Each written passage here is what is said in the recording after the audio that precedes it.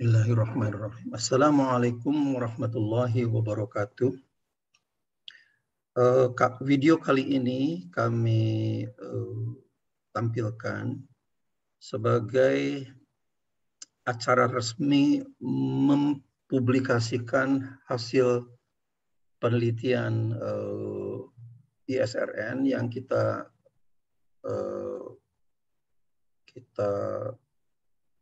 publish di Amazon.com.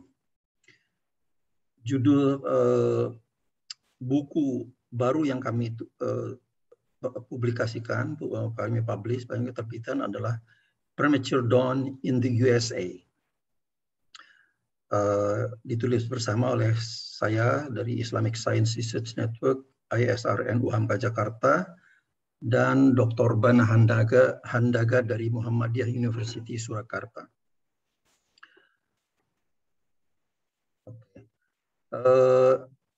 Sebelum kita masuk ke acara utama, saya ingin tunjukkan bahwa sebetulnya sudah ada 3 buku yang saya tulis dan sekarang ada di Amazon.com. Yang pertama adalah Pseudo Syariah Ekonomi yang saya tulis ketika saya mengajar di Malaysia.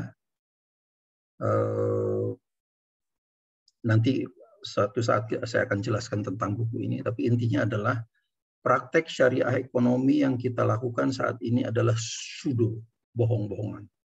Mengapa? Nanti kita jelaskan dalam acara yang lain.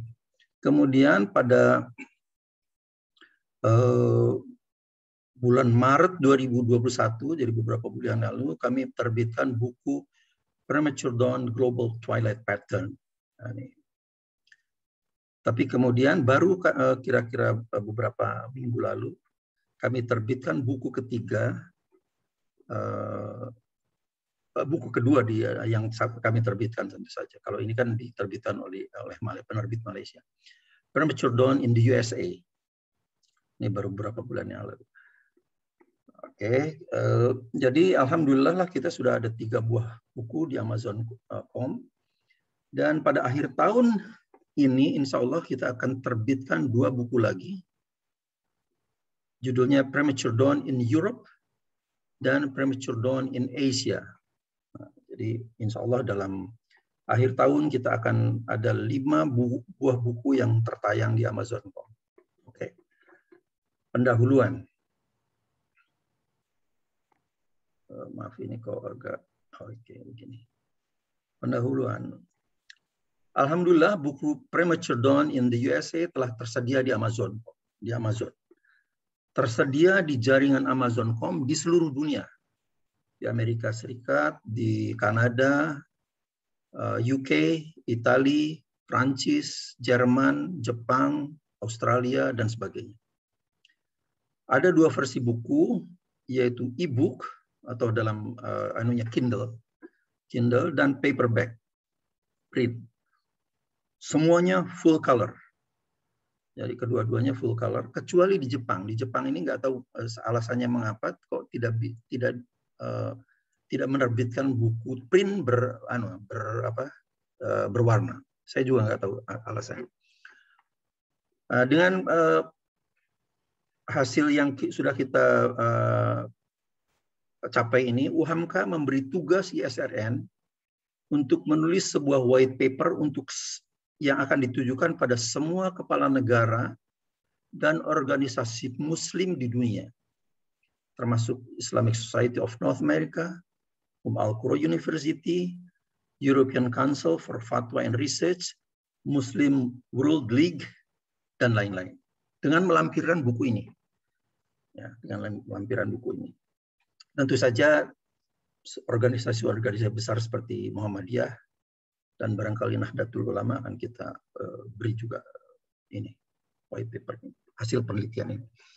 Alhamdulillah ini sebuah penghargaan dan kehormatan untuk ISRN sebagai lembaga riset pertama di UHAMKA yang diberi tugas ini. Tentu saja akan ada banyak lagi hasil penelitian kolega kami di UHAMKA yang akan memiliki penerbitan-penerbitan yang berdampak global, hasil-hasil riset yang berdampak global, sehingga mereka juga diminta oleh UHAMKA untuk menulis white paper sehingga ini gaungnya bisa didengar secara resmi oleh lembaga negara-negara lain. Untuk ESRN ada dua buah buku lain sebagai lampiran, yaitu Premature Dawn in Europe dan Premature Dawn in Asia. Jadi ini nanti lampirannya, white paper itu lampirannya 3 buah buku ini. Premature Dawn in the USA, in Europe, dan in Asia. Masing-masing 400 halaman, sekitar itulah. Ada yang bertanya, apa bedanya dengan Premature Dawn, The Global Twilight Pattern, yang lalu yang sudah kita terbitkan? Baik, saya jelaskan seperti ini.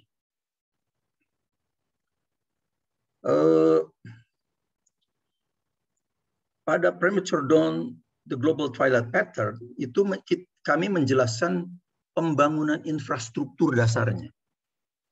Jadi di sini dijelaskan sumber data bisa hasil rekaman dari berbagai macam sensor modern. Bisa sky quality meter, boleh juga imaging sensor, misalnya gadget kamera. Bisa juga DSLR kamera, bisa drone, bisa webcam dan sebagainya. Itu pun bisa terbagi dua, boleh still images, artinya gambar yang di capture still, itu gambar tidak bergerak gitu. Jadi satuan gitu, lapsit gitu. Tapi bisa juga video. Nah, jadi ini sumber datanya berbagai macam, kita bisa proses ini. Kemudian buku ini menjelaskan juga algoritma pemrosesan datanya. Jadi ini gamblang semua rumus-rumus matematiknya dan sebagainya dijelaskan di sana. Nah, cuman memang kalau saya mengajar di Fakultas Teknik di UHAMKA itu, mereka tanya, itu algoritmnya teoremanya siapa, Pak? Katanya. Jadi saya jadi juga, ya udahlah, itulah adalah Saxono algorithm. Jadi memang algoritma itu kami kembangkan sendirilah. Gitu. Jadi namanya Saxono algorithm. Kemudian buku ini menjelaskan juga hasil tes dari algoritma ini menggunakan sekitar 1000 twilight data dari 4 benua kecuali Australia. Ya, jadi datanya ada di Indonesia banyak, ada di Turki, ada di Kairo, ada Turki, ada Mesir, ada Amerika Serikat, Inggris, kecuali Australia. Kami belum punya data ini pada saat itu ya. Kemudian menjelaskan analisis statistiknya. Jadi itu pembangunan infrastrukturnya. Jadi ibarat membangun pabrik, kami cek combustion sistemnya, proses pengapiannya, exhaustnya, exhaust lah. Kemudian cooling sistemnya, pendinginannya, sistem pendinginnya. Kemudian production throughputnya, nah, ini yang juga. Jadi itu semuanya kita bahas dalam Premature Dawn, The Global Twilight Pattern itu. Bahan baku yang akan digunakan, nah ini juga kita bahan bakunya ya bisa. Ibarat kalau misalnya kita membangunnya pabrik mie itu, bahan bakunya mau singkong boleh, jadi juga mie. Mau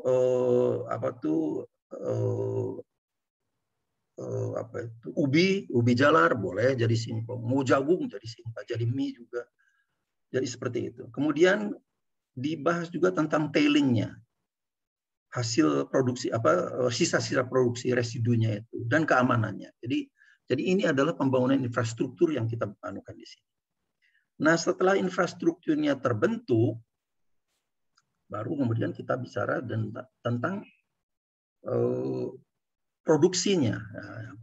Jadi mohon dicatat bahwa meskipun saya sekarang ini bukan insinyur lagi, tapi selama 14 tahun sampai sekitar 2010-an itu saya adalah seorang profesional engineer. Jadi selalu seorang insinyur itu selalu berpikir tentang produksi, apa produksinya. Jadi setelah infrastrukturnya terbentuk, kami kemudian memproduksi ini. Jadi buku Premature Dawn in the USA adalah menyajikan hasil produksi dari infrastruktur yang sudah terbangun itu. Inilah anunya. Jadi nanti ada produksinya adalah untuk wilayah Amerika, ada Eropa, ada Asia dan sebagainya. Sekarang mengapa sih USA? Nah, pertanyaannya ini, mengapa USA? Nah, sebelum itu akan kita tunjukkan ini. Ini cover yang sudah kita, ini untuk buku yang print ya, untuk yang print. Covernya seperti ini. Dan ini background-nya adalah kota New York. Sengaja kita pilih New York dengan warnanya, nuansanya biru karena sekarang adalah Partai Demokrat lagi berkuasa. Blue states ya, blue states. Yang kemarin kita kan anunya merah, yang merah, nah ini merah. Jadi nuansanya nuansa Partai Republik lah gitu. Tentu saja ini anulah apa tuh intermezzo aja ya. Dan lihat di sini latar belakangnya adalah tepat di tengah ini adalah World Trade Center yang pada peristiwa 11 September 2001 kalau tidak salah itu kan dibom, kemudian berdiri lagi. Jadi tepat di tengahnya adalah World Trade Center. Nah ini kami tulis bersama saya dengan Dr. Banahandaga. Jadi kami memang sengaja memilih apa itu tadi yang seperti itu sebagai sebagai supaya ini inline dengan keadaan politik dan sebagainya. Kemudian mohon diperhatikan juga sekarang ini penerbitnya sudah murni ISRN. Penerbitnya murni ISRN. Jadi ini perjalanan kalau saya kembalikan ke sini, kalau di sini pada saat ini penerbitnya masih bekerja sama dengan Suara Muhammadiyah. Suara Muhammadiyah, tapi perlahan-lahan kita memang sekarang bergerak menjadi penerbit sendiri. ISRN independen sekarang berdiri sendiri. Kemudian sekarang kita mengapa USA? Tadi kita tanyakan mengapa USA. Jadi begini, yang kita tahu selama ini Islamic Society of North America itu menerapkan kriteria awal waktu subuh itu saat matahari minus 15 derajat. Itu yang umum ketahui. Rupanya, the Fiqh Council of North America, Fiqh FCNA ini adalah lembaga fatwa daripada ISNA. Sebetulnya telah merubah kriteria awal waktu subuh itu 4 kali. Selama belasan tahun menggunakan 15 derajat. Kemudian berubah menjadi 18 derajat. Kemudian menjadi 17,5 dan kembali lagi ke 15 derajat. Inilah detailnya. Pada rapat tahunan 2010 menjadi 18 derajat, yang tadinya 15 derajat. Kemudian pada 25 September 2011, jadi kira-kira setahun kemudian, menjadi 17,5 derajat. Ya. Kemudian pada 19 September 2020 kembali ke 15 derajat lagi, minus 15 derajat lagi. Jadi setelah 9 tahunan. Jadi ternyata baik Fiqh Council of North America dan ISNA ini ternyata godal-gadul dalam penentuan kriteria awal subuh itu. Itu menunjukkan bahwa mereka belum firm melakukan risetnya itu belum secara komprehensif. Itu buktinya. Ya. Kemudian dalam buku ini, kritik saya pada Fiqh Council of North America dan ISNA dalam buku itu adalah Fiqh Council of North America tidak mencantumkan data dan bukti-bukti sebagai underlying support, sebagai pendukungan untuk perubahan-perubahan itu. Dari 15 ke minus 18 ke minus 17,5 kembali ke 15 derajat, tidak ada dukungan data dan evidence-nya, tidak ada bukti. Jadi saya katakan ketetapan seperti ini adalah refleksi dari tidak adanya transparansi. Dan sangat disesalkan. Tadinya kata-kata saya adalah unacceptable. Tidak bisa diterima, tapi rasanya terlalu kasar, jadi saya ganti dengan regrettable. Sangat disayangkan lah gitu. Jadi sangat sayang sekali untuk organisasi besar yang tumbuh di sebuah negara yang tradisi ilmiahnya begitu kuat, sehingga menguasai teknologi dunia lah ibaratnya begitu, tapi sifat anunya tidak tercermin di FCNA dan ISNA ini, ISNA ini. Jadi kritik yang sama juga saya untuk semua organisasi Muslim yang memiliki otoritas untuk menetapkan kriteria awal subuh. Baik yang menggunakan 18 derajat, yang 20 derajat. Tidak ada bukti itu menunjukkan lack of transparency dan sangat disesalkan. Oke. Kemudian dalam buku dalam buku-buku ini, yang pertama maupun yang kedua ini, ISRN telah membangun sebuah sistem yang memuat 3 standar minimal untuk memperbaiki kesemuanya itu, untuk memperbaiki transparansi dan sebagainya. Pertama adalah standar etik. Riset awal waktu subuh harus menggunakan sensor yang menyediakan fasilitas sistem verifikasi internal. Jadi harus ada verifikasi internalnya. Hanya imaging sensor yang memiliki fasilitas ini. Kalau SQM itu non-imaging sensor itu tidak masuk dalam kategori ini. Jadi mohon maaf, reliability-nya sangat rendah karena tidak ada, orang awam tidak bisa memverifikasi, tidak bisa memberikan bukti pada orang awam, itu yang persoalannya. Bila mungkin harus disediakan lebih dari 1 metode verifikasi yang mudah diterima oleh orang awam. Dalam buku-buku ini kami menunjukkan 3 buah cara verifikasi, metode verifikasi. Nanti akan saya tunjukkan. Kemudian yang kedua adalah tadi standar etik, yang kedua adalah standar sains. Kami telah membangun algoritma yang terbuka.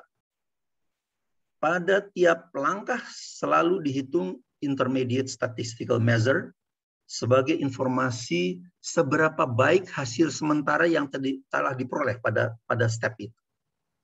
Jadi itu adalah ciri-ciri standar sains yang reliable. Contohnya kita menghitung root mean square error RMSE untuk mencek seberapa baik pemodelan yang digunakan. Banyak yang lain-lain misalnya intermediate statistical measure itu kita pakai. Banyak peneliti selama ini yang hanya menyebutkan metodenya moving average. Ini sama sekali sangat ambigu. Karena moving average itu ada berbagai macam. Kalau bagi yang mereka yang mempelajari numerical modeling, ada berbagai macam moving average. Moving average yang macam apa? Ada bermacam moving average dan semuanya adalah sebetulnya untuk keperluan data smoothing. Data smoothing, kalau data tadinya terlalu banyak noise gitu, kemudian di smoothing sehingga dia lebih halus gitu, supaya interpretasinya bisa dilakukan lebih mudah. Itu data smoothing. Jadi bukan untuk menentukan awal waktu subuhnya itu tidak moving average. Jadi ini yang tidak pernah dijelaskan oleh peneliti-peneliti yang lain itu. Saya menginterpretasikan tampaknya para peneliti ini hanya untuk penentuan kehadiran fajarnya hanya dilakukan secara manual atau kira-kira saja. Contohnya seperti ini. Ini kalau ini data SQM ya. Nah ini untuk menghaluskan ini ada noise yang seperti ini itu biasanya pakai data smoothing. Kalau datanya terlalu banyak noise-nya. Kalau ini tidak banyak noise-nya. Jadi tidak usah di data smoothing. Itu namanya moving average. Tapi untuk menentukan kehadiran fajarnya itu, kan ini tinggal, oke, fajarnya adalah pada saat dia turun seperti itu, itulah di titik ini. Tapi kemudian orang lain bisa, bukan di sini kalau saya, tapi di sini. Ada orang lain, di sini, manual itu namanya. Nah ini yang tidak dijelaskan. Jadi kayak ada yang disembunyikan gitu ya. Nah, cuma persoalannya kelemahan terbesar ini adalah pertama kalau dia melakukannya secara manual, dia tidak bisa menganukan seberapa baik estimasinya. Root mean square error-nya tidak ada angka statistical measure semacam root mean square error karena kemudian yang keduanya ini interpretasinya kan hanya dikira-kira aja, ini bisanya di sini. ini 453, ini 455, oh berarti 454 kan gitu. Jadi kasar sekali anunya. Nah, ini yang tidak pernah terbuka. Jadi ISRN tidak mau seperti itu. Semuanya terbuka, algoritmnya terbuka dan bisa dikritisi oleh orang lain. Kemudian yang ketiga adalah standar teknologi. Kami mengusulkan penggunaan imaging sensor sebagai teknologi standar untuk penentuan kehadiran fajar. Selain algoritma yang terbuka, kami juga mengusulkan 3 metode verifikasi. Nah, ini. Semuanya untuk menjamin terjadinya transaksi publik antara peneliti dan umat menjadi jelas. Ingat, kalau kita sebagai peneliti ini, kita sedang bertransaksi dengan publik, dengan umat. Jadi harus jelas, pertama, harus reliable dan accountable. Itu. Kemudian bahan-bahan yang ada di sini, video, datanya video dari sini, video aslinya akan yang digunakan menyusun buku ini akan tersedia dan dapat diakses oleh umat. Nah, sekarang ini sedang kita siapkan websitenya. Ada sedikit kendala karena videonya itu kan cukup besar. Cukup besar, ada yang sampai 15 giga, ada yang 8 giga gitu-gitu. Nah, kita pengen meringankan supaya itu jangan membebani bandwidth pengguna lah kira-kira. Jadi nanti kita pengen reduksi itu. Nah, itu yang Pak Dr. Bana Handaga sedang kerja keras untuk menganukan itu. Sedang kita selesaikan itu. Tapi kalau itu sampai terlambat itu sebetulnya adalah agar umat tidak terbebani pada saat mengakses data itu kemudian terbebani oleh biaya koneksi yang terlalu mahal. Itu saja sebetulnya. Oke. Kemudian ini hasil-hasilnya. Contoh-contoh hasilnya yang kita misalnya ini adalah USA World Trade Center. World Trade Center dengan latitude-nya adalah 40 derajat sekian, utara longitude-nya 74 derajat. Kemudian tanggalnya adalah 13 Juni. Ini kita bisa lihat saat 15,9 derajat ini masih gelap, tidak ada itu fajar, belum ada fajar. Ini 15,9 derajat. Ini frame pertama yang kita ambil. Jadi sebetulnya datanya tadinya video, kemudian kita ekstrak. Video itu diambil dengan 30 frames per second. Per detik ada 30 frame. Nah, kemudian kita ekstrak. Kemudian kita sampling ya, kita sampling setiap 20 frames. Nah, ini sampling pertamanya adalah ini. Pada saat matahari ini 16 derajatan, masih gelap. Jadi bagaimana mungkin 18 derajat sudah muncul fajar? 16 derajat aja udah masih gelap total seperti ini. Dan ini foto terakhir, frames terakhir adalah pada saat matahari sudah 9,3 derajat di atas ufuk. Sudah di atas ufuk kalau ini sudah terbit. Kemudian seperti biasa kita lakukan modeling yang dijelaskan pada buku-buku kami. Kemudian ternyata fajar itu munculnya pada 4:29:22. 4:29:22 sehingga pada saat itu matahari hanya 9,2 derajat di bawah ufuk. Jadi tidak ada 15 derajat. 15 derajat masih gelap. Kalau 15 derajat masih gelap ini. Ini 11 derajat aja masih gelap. 11 derajat kan di sini ini. 4:11:02. 4:11:02 ini masih gelap. Tidak ada bedanya antara 11 derajat dengan 15 derajat. Dengan 16 derajat kan. Masih gelap ini. Nah, di sini adalah titik awal ketika dia itu kemudian langit semakin terang akibat timbulnya fajar. Nah, inilah. Kemudian kita verifikasi ini. Pada saat 15 derajat di bawah ufuk, 16 derajat lah, sekitar 15,9 ya. 15,9 ini seperti ini. Kita lakukan image processing edge detection. hanya aja spot seperti itu, belum bisa. Kita belum ada outline yang kelihatan. Ini menunjukkan bahwa fajar belum muncul. Ini juga masih sangat flat. Belum ada tanda-tanda keharian fajar. Itu adalah di sini ini, foto pada 3:38:02 pada saat itu 16 derajat di bawah ufuk matahari. Kemudian kita bergerak ke sini. Foto pada saat pukul 4:11:02 pada saat itu minus 12 derajat, masih gelap juga. Tidak ada bedanya dengan 16 derajat tadi, 11. Artinya fajar belum muncul di sini. Pada saat 12 derajat di bawah ufuk. Kemudian kita lihat ketika di sini. Nah, ini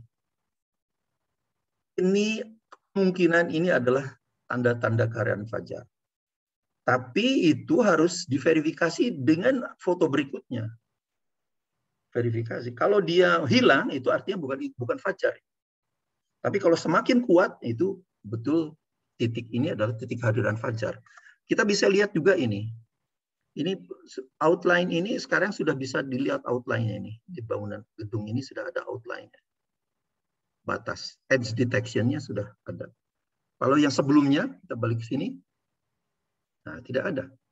Jadi ini adalah bukti kehadiran fajar. Nah, tapi harus kita verifikasi. Di foto selanjutnya semakin kuat enggak ini? Nah, lihat. Ternyata semakin kuat. Artinya betul, fajar munculnya di sini.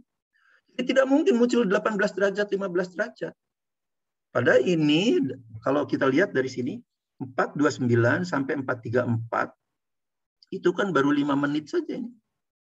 Baru 5 menit sudah semakin signifikan kehadiran fajarnya. Nah, semakin signifikan lagi. Ini juga semakin kuat, ini semakin kuat. Nah, itulah. Kemudian yang kedua adalah Seaback Lake. Kalau tadi di New York, kalau ini adalah di Maine, negara bagian Maine ya. Latitude-nya ini, lintangnya, bujurnya ini, kemudian tanggalnya 13 Juni. Ini lihat, gelap seperti ini. Foto pertama diambil pada 18 derajat di bawah ufuk matahari. Ya, 18 derajat di bawah ufuk, gelap total. Nah, ini foto terakhir, frame terakhir pada 4:56:58, pada saat itu matahari sudah hampir 1 derajat di atas ufuk. Nah, ini sudah. Jadi, sekarang kita menentukan di mana. Nah, ternyata kehadiran fajar itu pada saat matahari minus 10,3 derajat. Nah, kita verifikasi. Nah, verifikasi itu dengan 3 metode ini. Pertama adalah foto aslinya. Yang kedua adalah hasil image processing edge detection. Kemudian hasil image processing 3D surface model. Nah, ini jadi ada 3. Ini foto yang pertama, frame yang pertama pada saat 17 derajat gelap total. Kemudian foto yang kedua 13 derajat di bawah ufuk matahari. Ini gelap total juga. Tidak ada bedanya antara minus 13 dengan minus 18 tadi. Ini kondisi di bawah seperti ini. Tapi begitu sampai di sini, nah, mulai ada tanda-tanda. Ada ini. Tapi kita masih belum yakin kalau tidak semakin signifikan, ini mungkin bukan fajar. Kita harus yakinkan itu. Ini juga sudah kelihatan edge detection. Nah, betul, kalau itu baru ini betul-betul yakin ini fajar, karena kemudian semakin kuat, semakin signifikan. Padahal ini baru 35 sampai 45 menit saja. Jadi tidak mungkin kalau 18 derajat, 15 derajat, karena itu sudah puluhan menit yang lalu, hampir 1 jaman yang lalu. Ya, jadi itulah. Jadi ini semakin kuat pada saat 9 derajat di bawah ufuk. 6 derajat di bawah ufuk matahari. Kemudian yang ketiga, USA Big Sky Montana, di negara bagian Montana. Latitude-nya ini, longitude-nya ini, tanggalnya 11 Juni. Seperti tadi juga, kita lihat pada saat 13,6 derajat, lihat, totally black. Pitch black, gelap total. Kemudian ini saat minus 1 derajat di bawah ufuk. Nah, sudah kelihatan terang. Nah, kemudian seperti tadi juga, ternyata fajar muncul pada foto nomor 120 pada 4:34:21, 9,2 derajat di bawah ufuk. Ini titiknya.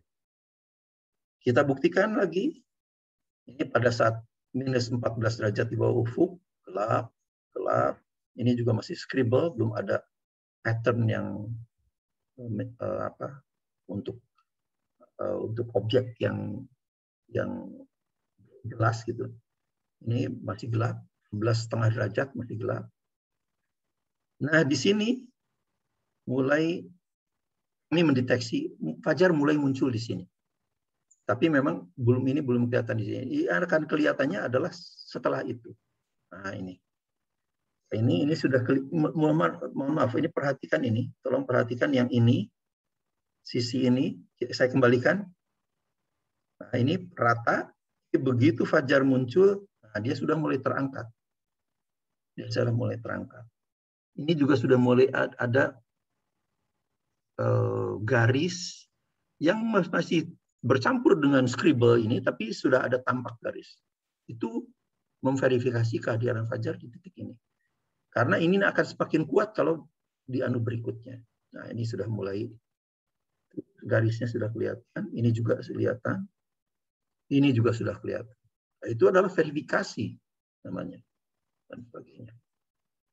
Jadi total dalam buku itu ada 38 data yang tersebar di 10 negara bagian. 10 sebetulnya 11. 1, 2, 3, 4, 5, 6, 7, 8, 9, 10, 11. Cuman ini kan World Trade Center itu dengan New York Harbor ini kan satu negara bagian. Jadi sebetulnya 10 negara bagian, ada 38 data yang tersebar di situ. Dan rata-ratanya kira-kira 9 derajat saja. Tentu saja memang ini terjadi, kita melakukan datanya itu pada bulan sekitar Mei sampai Juli ya. Jadi itu adalah dekat-dekat summer solstice, di puncak summer itu pada 21 Juni ya. Jadi menurut pengalaman kami, hasil di buku kami yang pertama, yang ini buku yang pertama ini, ternyata ini ada di Yorkshire ya, England, untuk selama 1 tahun penuh itu pada dia summer solstice dia memang rendah gitu. Apa artinya dangkal lah, minus 12 ya kan di sini. Tapi pada saat winter solstice dia menurun dari 14-an derajat ini kan, minus 14-an derajat.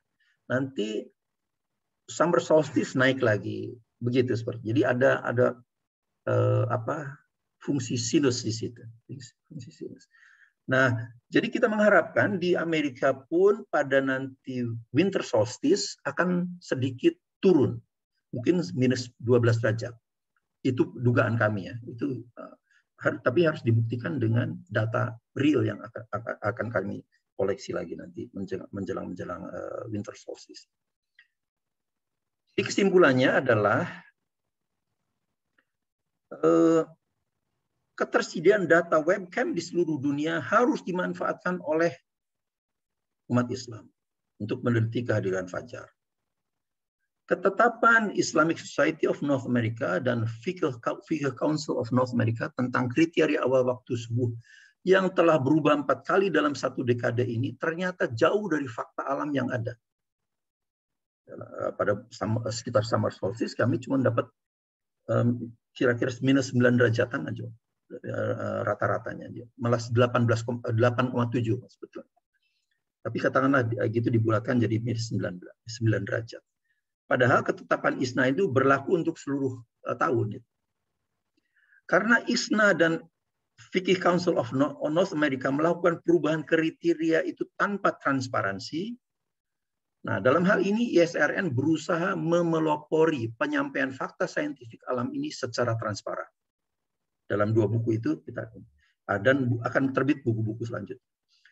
Pada sekitar summer solstice Mei Juli 2021 ternyata fajar muncul saat matahari berada pada kedalaman rata minus 9 derajat saja, 8,7 tepatnya. pada winter solstice, fajar diperkirakan akan muncul lebih awal saat matahari pada kisaran minus 12 derajat. Tapi ini harus dibuktikan dengan data saintifik yang akan dikumpulkan terus. Jadi semuanya itu sangat jauh dari ketentuan ISNA yang terakhir, yaitu minus 19 derajat.